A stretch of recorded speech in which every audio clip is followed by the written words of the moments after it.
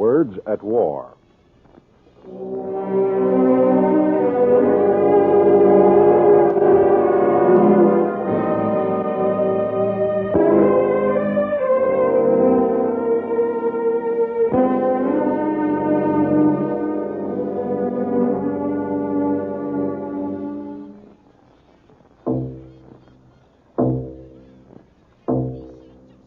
Death, I reject you. Oh, yes, with you I will have nothing to do.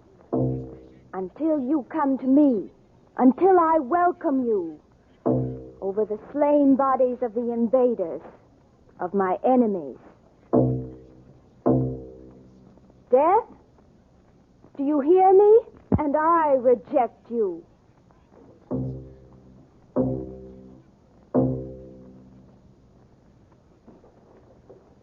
That is the young voice of China. The voice I heard in the cities, in the villages, along the riverbanks, in the malarial swamps, in the hills where the guerrilla fighters hide and strike from. That is the voice I heard for the 12 years I lived in China.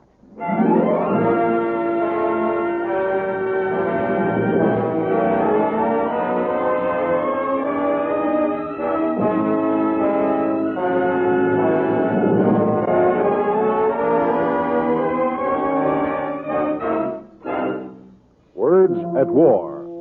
The National Broadcasting Company, in cooperation with the Council on Books in Wartime, brings you another in its series of radio adaptations of important war books. Tonight, the story of a woman who has lived and worked with the guerrilla armies of China.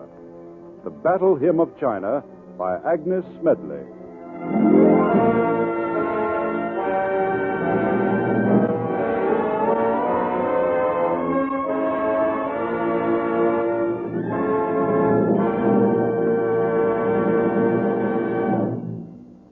If you listen to my voice, it is only because I can tell you something, some little something about your ally in this war, the people of China.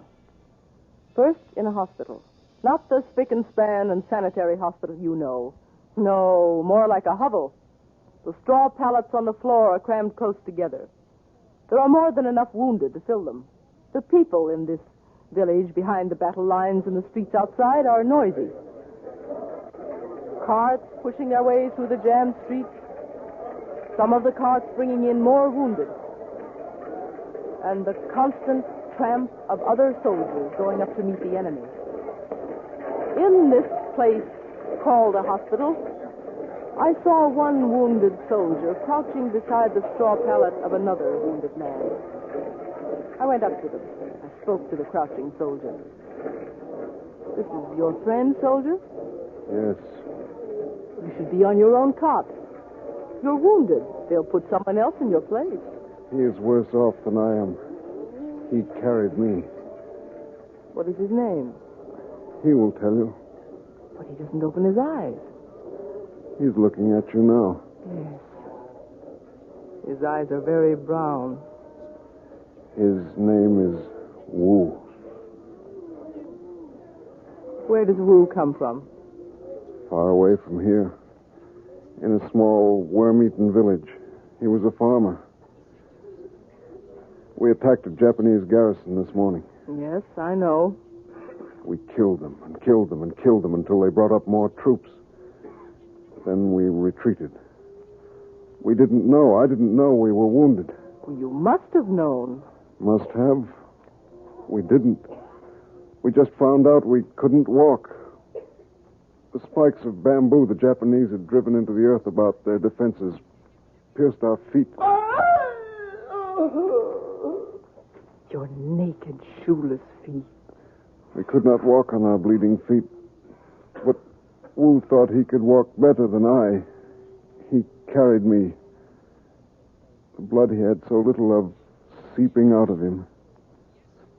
Look, he's opened his eyes again. My name is Wu. See how thin he is. No food. He cannot resist death. But he carried me on his bleeding feet. Soldier. My friend. Yes? Wu is dead. Yes, I know. I saw him shut his eyes. Forever. You must lie down, too. You should sleep. Wu is beyond help now. I shall sit here. I cannot sleep anyway. I shall sit here till they put my friend Wu in an unpainted wooden box. Hammer down the lid. And they will lower the wooden box into a small hole in the hillside. The dirt will fall on the box until it is covered over. A board will be put over his grave, saying on it the date of his death, the army he served with, and his name. Wu. Then the windy rains will come, blowing over him, soaking into his grave. At last, the grass will grow over it, and he will be forgotten. The one whose name is Wu. Then at last some child, some farmer's kid will come looking for wood to make a fire. He will find the board over Wu's grave. He will break it for kindling. For kindling. Death, I reject you. Oh, yes, with you I will have nothing to do. Until you come to me, until I welcome you over the slain bodies of the invaders, of my enemies. Death, do you hear me? China and I reject you.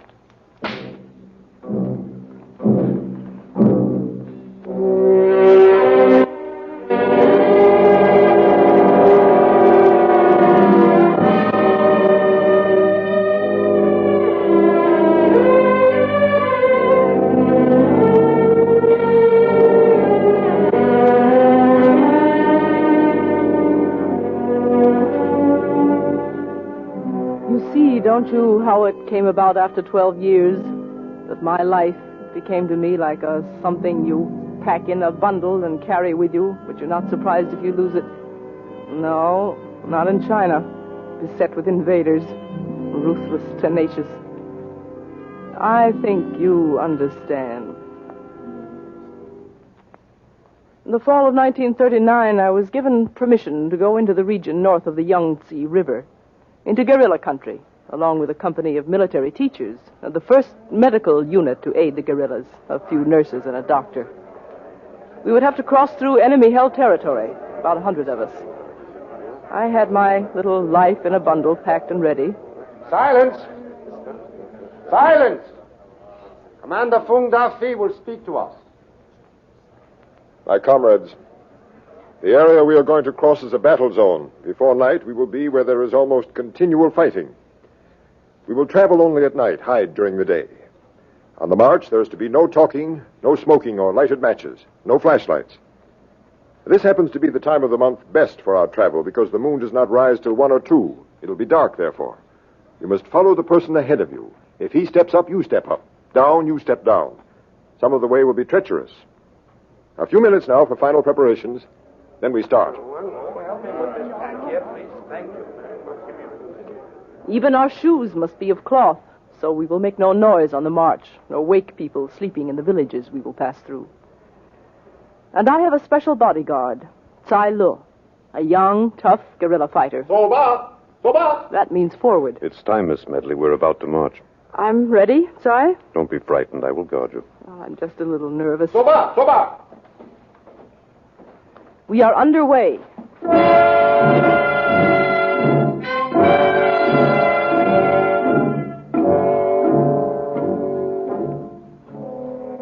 No spy must be allowed to know we are on the march. What a rich supply of corpses we would make for the Japanese if any did. No sound must be made. Be still. Only the soft padding feet of many men and women.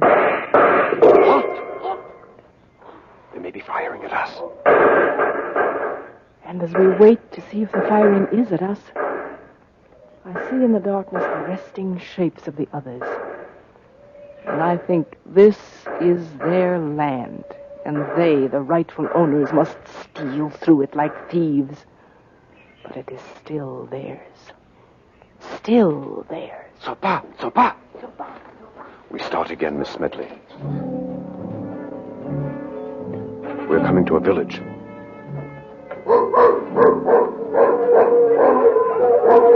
As the mongrel dogs curse their nasty little throats. Will they give us away? They may wake people up. But no one's stirring, and we'll be through this village in a moment or so.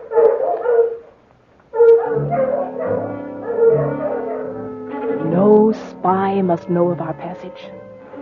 No spy must know of these 100 people making their way to the Yangtze River, to the land where the guerrillas are fighting. But I'm tired walking all night, carrying my little bundle of life.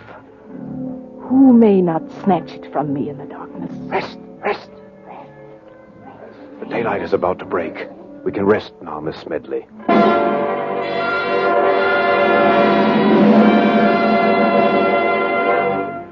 And eat a little food. Snatch a little sleep hidden from the eyes of the enemy. Then at night, we're on the march again. And always the sound of gunfire. The battle is never done. It may be Chinese snipers, it may be Japanese. Still, the marching goes on without lights, without talk, as quiet as possible. Tsai, look. There are shadows ahead in that village. As if they were waiting for us. There are people moving. Don't be frightened. They're friends who knew of our coming. The shadows you see are long tables with a little food on them, all they could scrape together, and hot water for you to drink. But do not speak to them. Do not even say thank you. That is an order. Even a whisper. Many whispers make a great voice. Take the food, drink the hot water, and move on. All I can do is press the hand of the Chinese woman, whose face I cannot see, offering me a cup of hot water. The dog barking. He'll get the rest of them going. The Japanese will know there are strangers in this darkened village. They have silenced it to save us. And perhaps it was that little child I see returning like a ghost in the darkness to where we are eating and drinking in silence before we go on, marching until daylight again, when we rest. It will be dark soon again, comrades. We will be on the march. We are nearly at the banks of the Yangtze. We are about to go between two enemy garrisons. There will probably be fighting between them and our guards. Do not stop if you hear fighting. Go on till you reach the river. There you will take boats. And remember, once we are crossing the river itself, there will be no retreat. I know some of you are sick from malaria. Some of you have sore feet. We have come many, many miles. But now you must summon all your strength for the supreme effort. Now, comrades, Soba!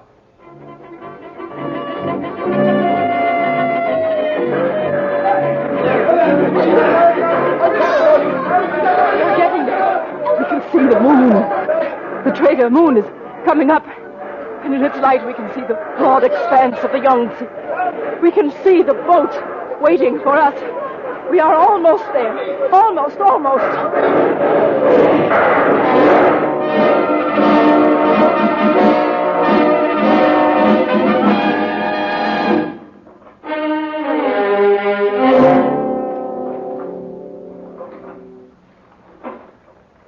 Do you hear that sound? It is the creak of oars. We are in the boats in the middle of the Yangtze. Dimly, I can see the outline of the shore. And there are no gunboats of the Japanese in sight. And only now, as I hear those friendly Chinese voices calling to each other through the night, I remember that in my haste, I did not even say goodbye or thank you to Tsai. Forgive me, Tsai. Miss Medley, Yes? what would you do if the Japanese should come now? Not that they will come now, but if they should.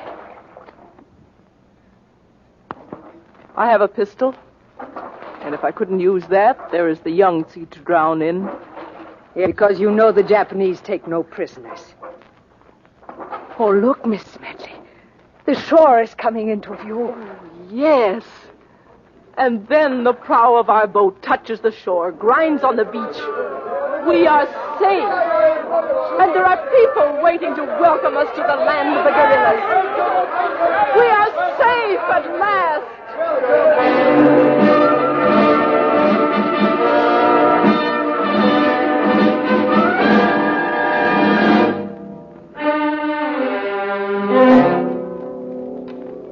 I came to the land of gorillas by boat, and I left for another part of their land by boat. But there, in between the trips over the water, I met a child. His name? Shun Guo-Wa.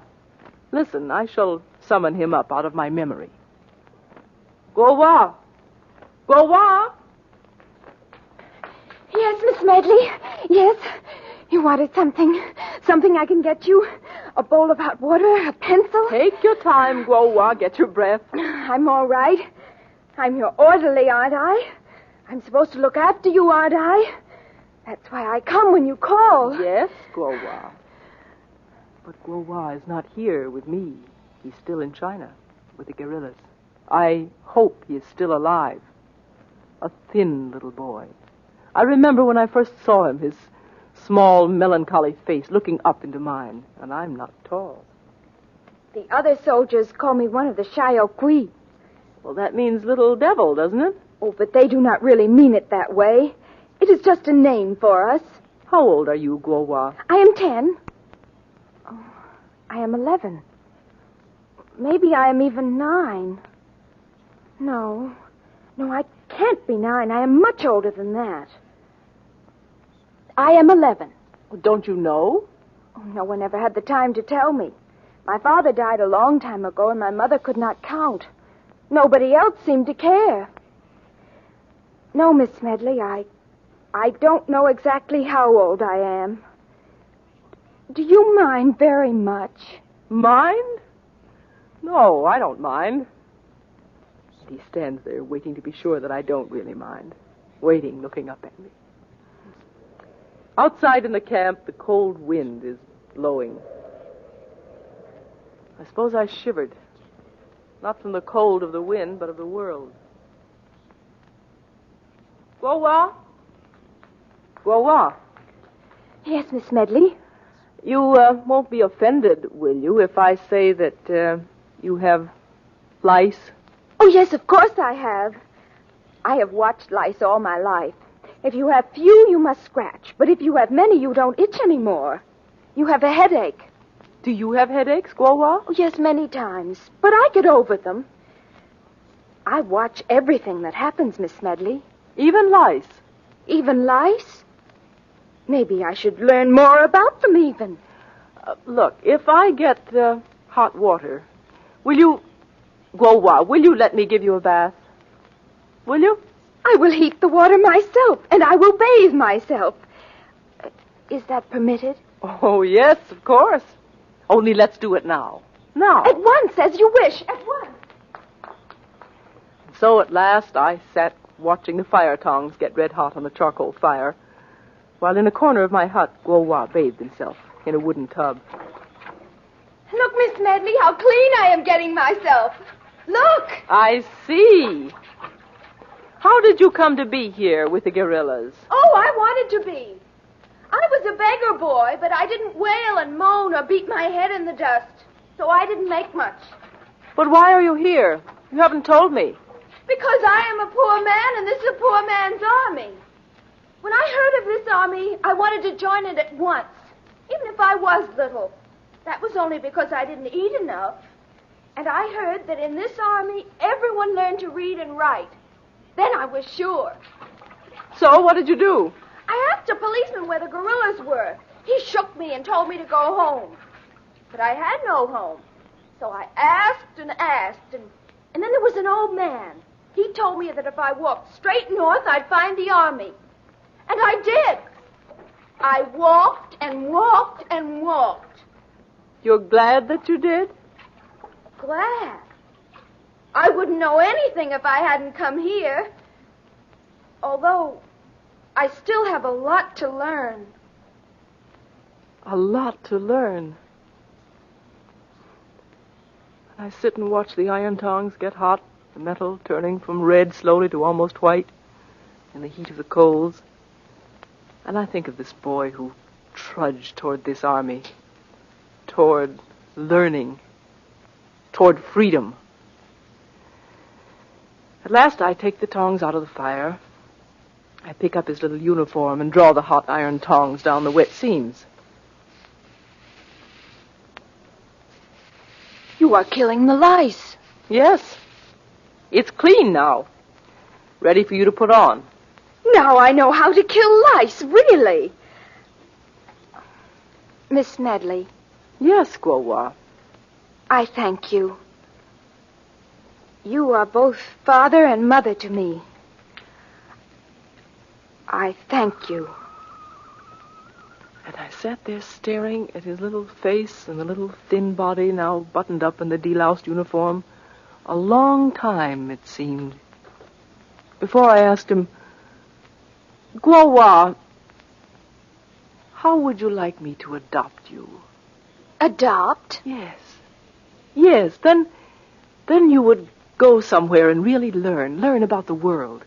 Then you could come back here and teach the others. What do you think of it?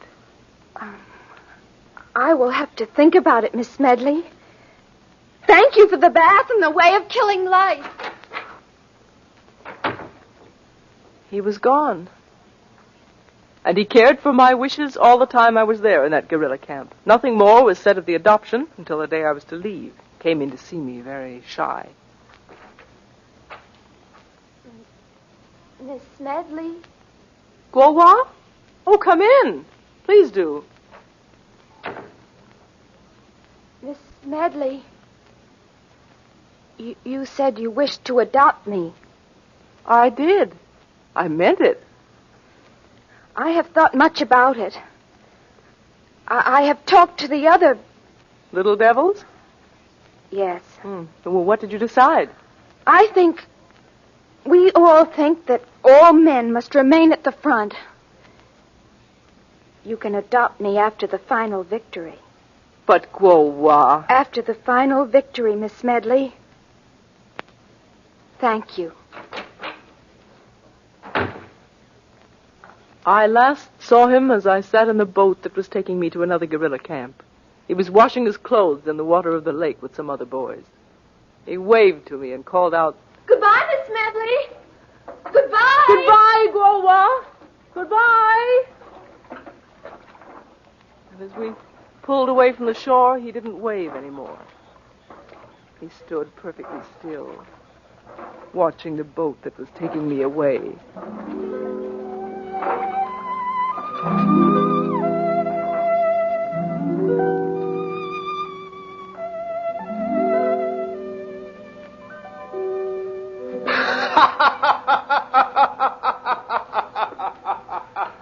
The man who is laughing is a guerrilla fighter. His name is Chun Fang Chuen. He's not more than 26. Like the other wounded fighters who are sitting here, he is maimed for life. And the reason he laughs is because I asked him how he was wounded. How it happened that his arm is stiff and his right hand useless. It was very funny how that happened. In our camp one night, it was pouring rain. All of us were feeling miserable. The commander of our detachment came up to look at us. He stood looking at us a long time, and we looked at him before he spoke. The Japanese are going to attack us at daybreak. Ah, that's good. Who spoke? I did. It's good that we're going to be attacked, especially when we know about it. It makes me forget my wet skin. Yes, that is so. And tomorrow the sun will be shining. It will be hot. And for all the sweat he'll have getting here, we'll fool the enemy. When he gets here, tired and hot, he'll find an empty village. But we'll be back, won't we? We'll be back, yes. We'll march round the mountain and be at the enemy's back. It sounds all right.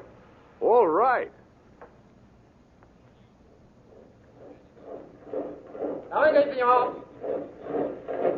So the enemy arrived at daybreak. But the village is empty. We shall march till we find the bandits. So they marched, and they marched, and they marched, and the sun got hotter and hotter, and they marched right back to the village again. And this time, sitting in the middle of the road was an old man, the only one left in the village. The Japanese officer with the sweat streaming down him. You, old man! Old man, where are the bandits? We have come to save you from the bandits. Where are they? I know all this because we were watching, hidden. Tell me where the bandits are, and I will reward you. What did you say? Where are the bandits? Bandits? I have never seen any. And I am a very old man. I have lived in this village all my life. I remember my father telling me when he was a very old man that his father had once seen bandits, but... And the soldiers! I'm afraid the heat has affected you. You are hot and sweaty. And sometimes people see things that aren't there when they're very hot. You should not march so much. It is hard on your soldiers. You lie! There are soldiers! Where are they? You lied to me! You lied to me! I will run you through! So, there you lie, don't you? Dead. For all your trouble and sweating. It was very foolish of you to come here, officer. You only met death. Even though I'm an old man and cannot read or write, an ignorant Chinese, I am alive, and you are dead. There is a lesson in that, I guess. And I guess you were the fool, Japanese officer. It was a very warm welcome and a very polite farewell. And that, Chun, is how you got your wounds? Oh, yes, we all make our mistakes. I was caught in crossfire while we were chasing them. It was stupid of me. I would know better next time. But now my arm is stiff and my hand is useless. Chun. Yes, Miss Smedley? Now that you can't fight anymore, what would you like to do? You're still very young. Do? I think I would like to work in a transport station. There I might see a lot of people coming and going. And I've not seen nearly as many people as I would like to. And I'd like to learn how to work a radio. Why? So I could hear messages from the whole world.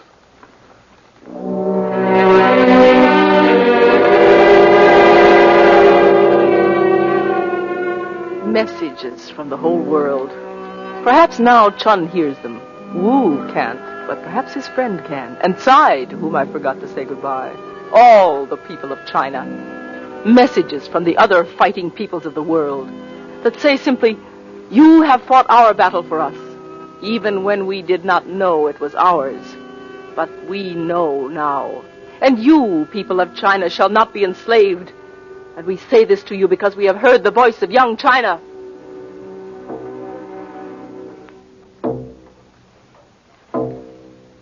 Death, I reject you. Oh, yes, with you I will have nothing to do. Until you come to me. Until I welcome you. Over the slain bodies of the invaders. Of my enemies. Death, do you hear me? China and I reject you.